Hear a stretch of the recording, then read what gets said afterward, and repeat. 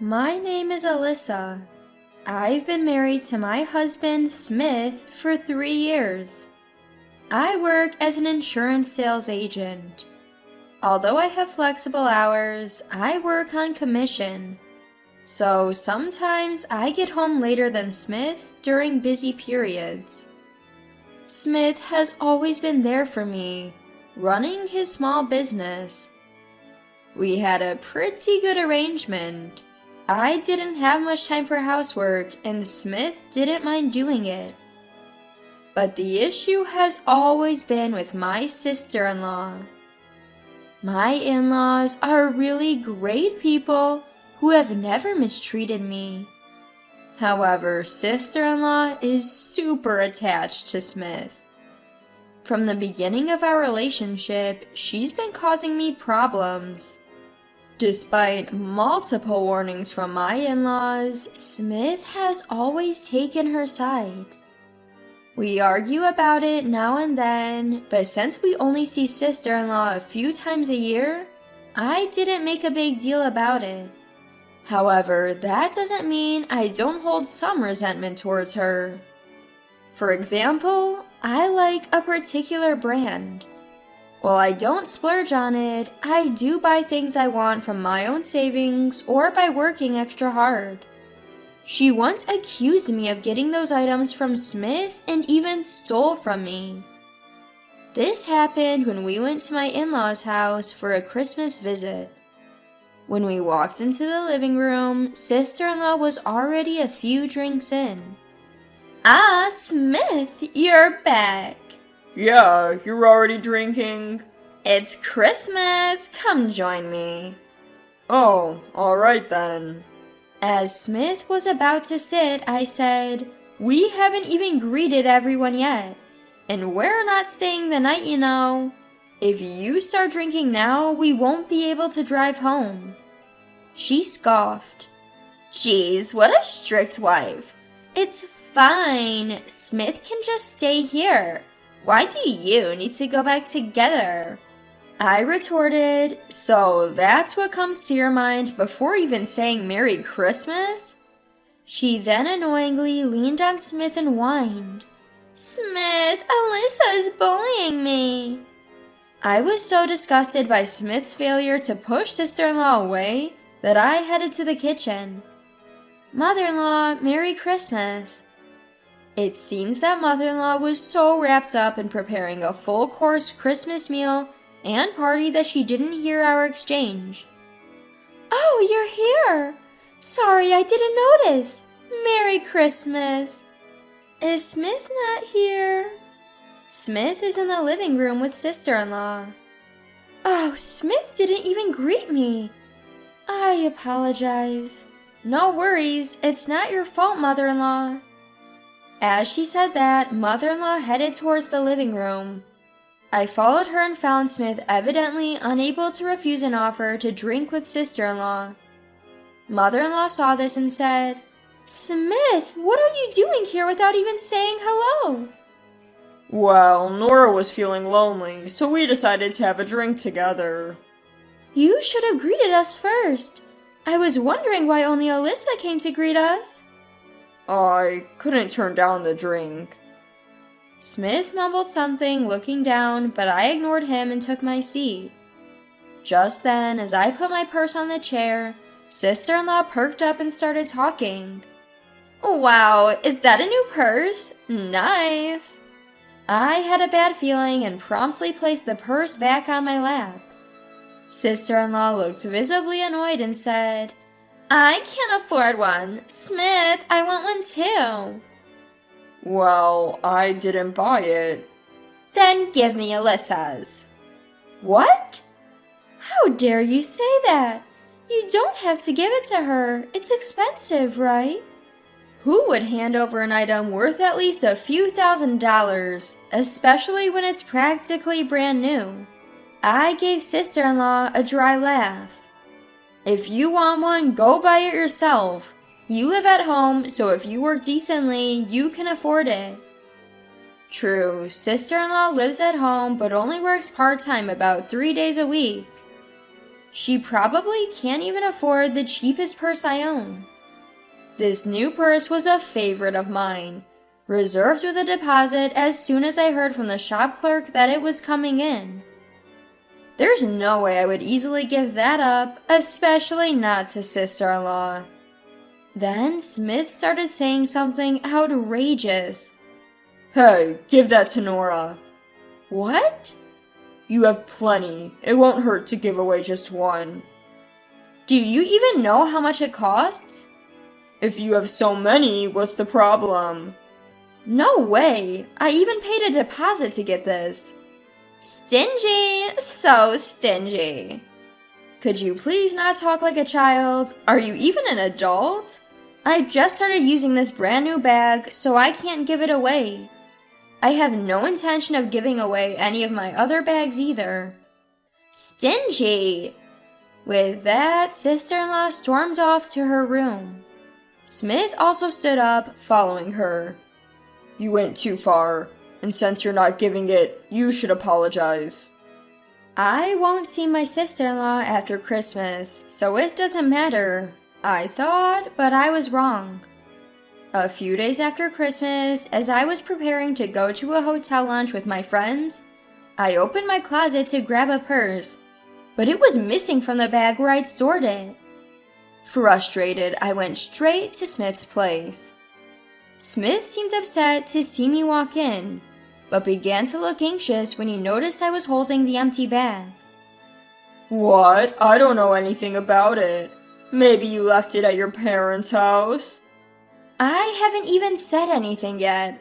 Don't you know? You gave it to your sister, didn't you? I told you, I don't know. Maybe you left it somewhere, like at your parents' house. Fine, I'll search your parents' house then. I'll also call them.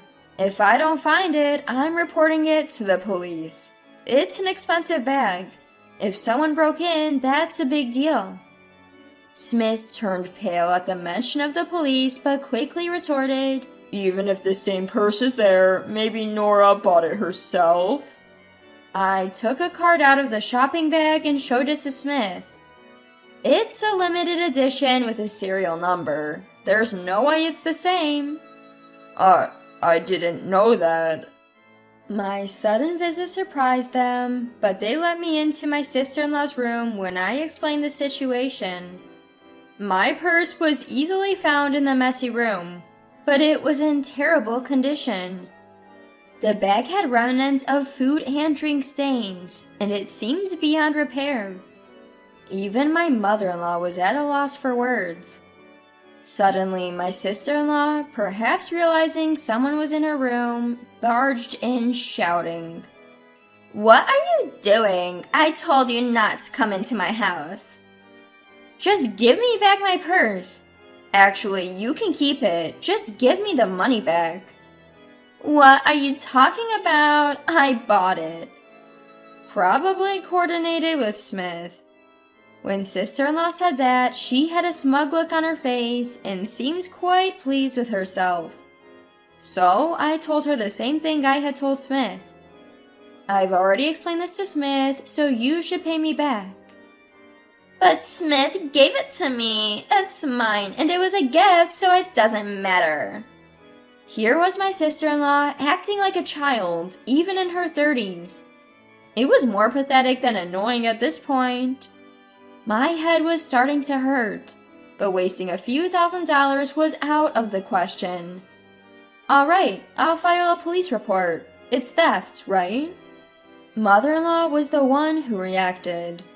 "Please, no police. She's still my daughter. I'll cover it, and Nora can pay me back from her salary.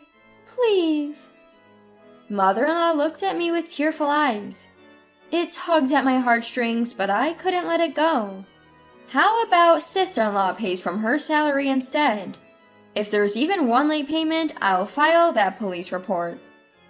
"What? Why should I pay?" "Be quiet. I won't let her go out, so I'll manage her bank account that her salary goes into until everything is paid back." This doesn't make sense. I left mother-in-law to handle the situation and went home, still pondering how to deal with Smith. Then a plan came to mind. I'll probably end up divorcing him, but it doesn't matter anymore. The day of reckoning was approaching. Months later, the day had come. We had gone to my in-laws' house for some reason. Today was the day our new home would be finished. We had been invited by my in-laws to celebrate, and my bag was packed with divorce papers. The atmosphere was pleasant at first during the dinner. I might not even have to hand these divorce papers over, I thought. But Smith disappointed me as usual. "Hey, I wanted a house too! Give it to me!" Just as I suspected. My in-laws' eyes bulged out at the ridiculous request. Father-in-law choked on his tea, and mother-in-law was speechless. And then I waited for Smith's response. His answer was, "I'll give it to Nora. She won't be able to buy a home anyway. We can just build another one. If you oppose, we're getting a divorce." Too bad. I wish it was just drunk talk, but he looked serious. I hated the face he made, smiling while leaning on sister-in-law. Sighing, I said, "Fine, let's divorce. You can have the house." "What?" "Yes." "Yay, I got my dream home." Sister-in-law was jubilant, but I didn't care. "You get your dream life with sister-in-law in our home, Smith." Yay, Smith! The contrast couldn't have been starker. A jubilant sister-in-law, a frozen Smith, and me. I handed over the pre-filled divorce papers with a smile. "Would have reconsidered if you'd objected. Good luck." Smith seemed to realize what I meant and seemed deeply apologetic, but I had already left the table and didn't look back. In hindsight, maybe I should have watched his reaction. A few days later, we discussed asset division through lawyers. My in-laws must have talked some sense into him, as he agreed rather easily. Months have passed. I was living alone in an apartment I bought before marriage, peacefully taking care of my cat. Then, sister-in-law shows up. When I opened the door, there she was, deeply apologetic. "I'm sorry, help me." "Who are you?" "Don't talk like that, we were family once." "I don't recognize people like you as family. You're the one who said that, right? Besides, we're divorced, so we're literally strangers now."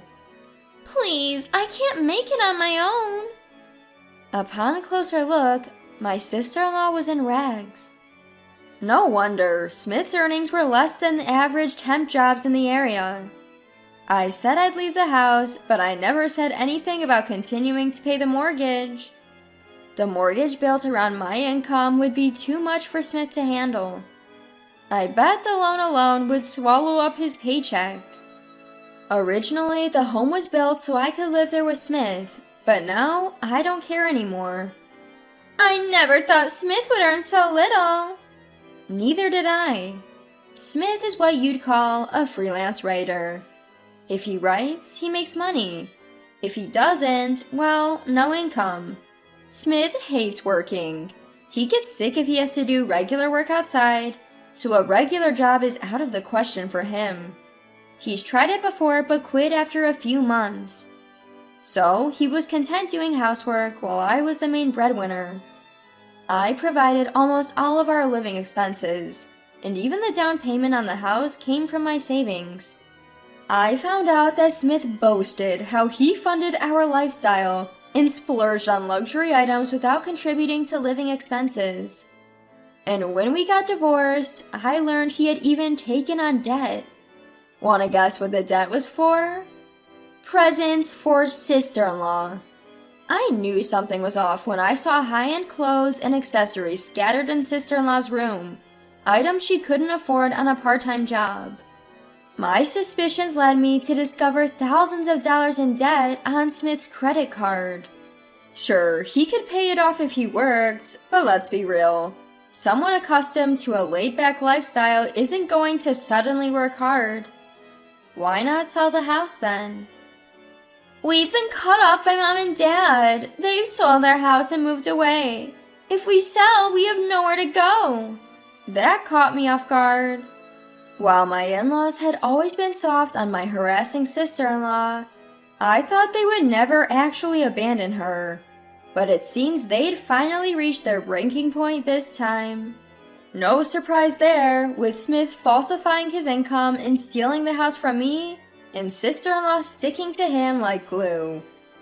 And then there's the home loan in tens of thousands of dollars. Even loving parents have their breaking point. It's what you chose, right? A home with just you and Smith.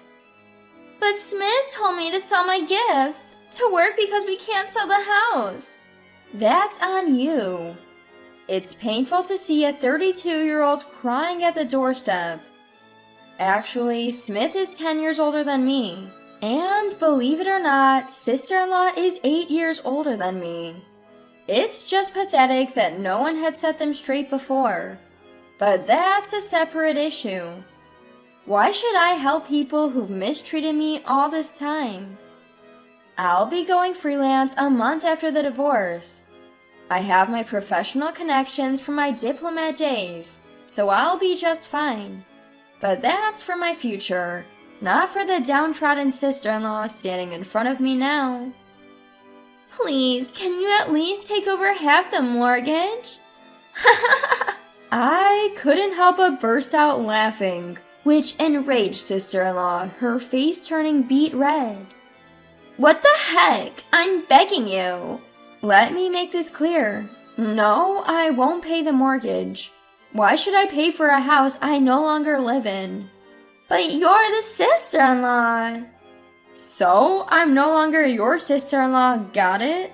If you keep this up, I'm calling the cops. Do you want a criminal record too? My sister-in-law was startled by the mention of the police and scampered away. It's likely that Smith and she will have to fend for themselves from here on out. They're both adults. They should get what they want with their own efforts.